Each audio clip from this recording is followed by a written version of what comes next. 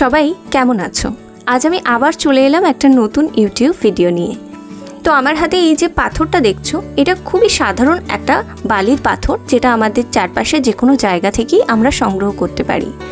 তো এই পাথরটা আমারই একটা স্টুডেন্ট আরিয়ান আমাকে দিয়েছে। সে বলেছে, ম্যাম এই পাথরটাকে তুমি তোমার পছন্দ মতো একটা আর্ট পিস বানিয়ে দিও। তো আমি ঠিক করেছি এটার উপর আমি প্যাঁচার ছবি আঁকবো। প্যাঁচার ছবি আঁকার জন্য তুমি পাথরটাকে প্রথমে যে কোনো রঙের একটা পছন্দ মতো সুন্দর বেস দিয়ে নিতে পারো।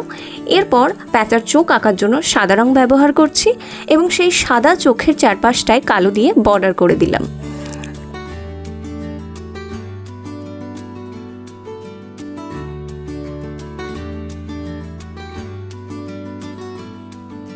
এর মধ্যে চোখের মণি আঁকার জন্য আমি দুটো হলুদ অংশ বানিয়ে নিলাম। কি ব্যাপারটা বেশ ডিমের কুসুমের মতো লাগছে, তাই না? এরপর প্যাঁচার পালকের জন্য বিভিন্ন রঙিন কালার দিয়ে তুমি নিজের পছন্দ মতো পালক তৈরি করে নিতে পারো। তো এখানে পালক বানানোর জন্য আমি লাল, নীল, হলুদ, সাদা এবং কালো রং ব্যবহার করেছি। কালো দিয়ে প্রত্যেকটা অংশের বর্ডার দিলে কিন্তু জিনিসটা আরও সুন্দরভাবে ফুটে উঠবে।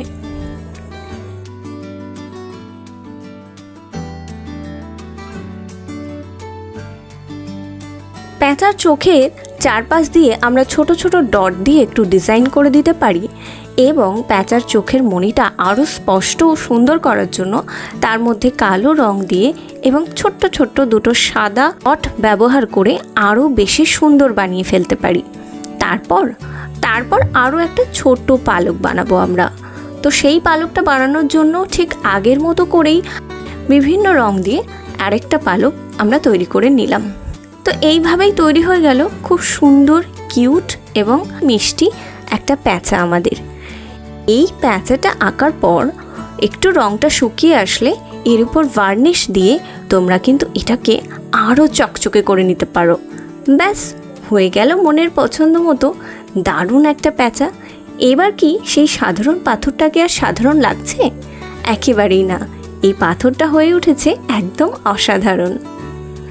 তো তোমরা সবাই তোমাদের পছন্দ মতো ছবি এমন পাথরের উপর কিন্তু এঁকে নিতে পারো, আর এই পাথরগুলোকে পেপার ওয়েট হিসেবে ব্যবহার করতে পারো।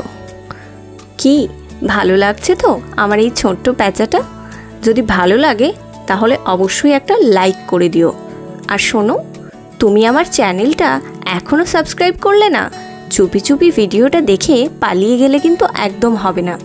সাবস্ক্রাইব অবশ্যই করো।